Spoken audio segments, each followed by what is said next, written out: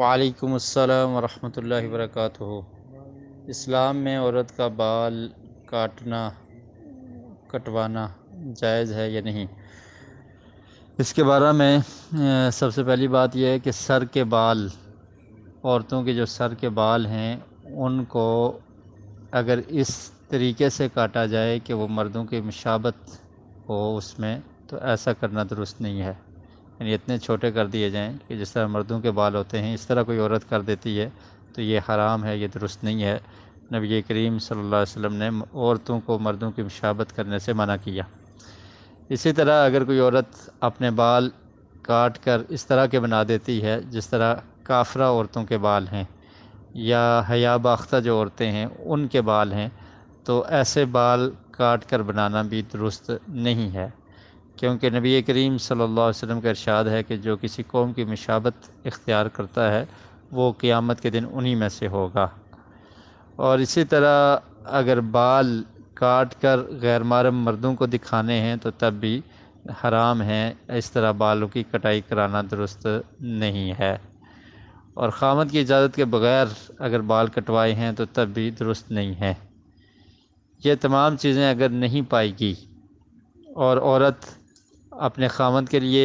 اپنے بال کچھ چھوٹے کر لیتی ہے اور مقصد اپنے خاوند کو خوش کرنا ہے، یا بال بہت بڑے ہیں اور ان کو کچھ مقدار میں کاٹ کر سنبھالنا آسان ہوتا ہے، یہ مقصد ہے، تو پھر ایسی صورت میں سر کے بال کٹوانا وہ درست ہے۔ لیکن کسی غیر محرم مرد سے نہیں کٹوائے جائیں گے، خود کاٹ لیے جائیں یا کسی عورت سے کٹوا لیے جائیں تو ایسا درست ہے۔ صرف مقصد یہ ہو کہ بہت بڑے بال سنبھالے نہیں جاتے تو ان کو کچھ کاٹ لیا جائے، یا اپنے گھر میں اپنے ہسبینڈ کو خوش کرنے کے لیے بالوں کو کاٹ لیا جائے تو یہ جائز اور درست ہے۔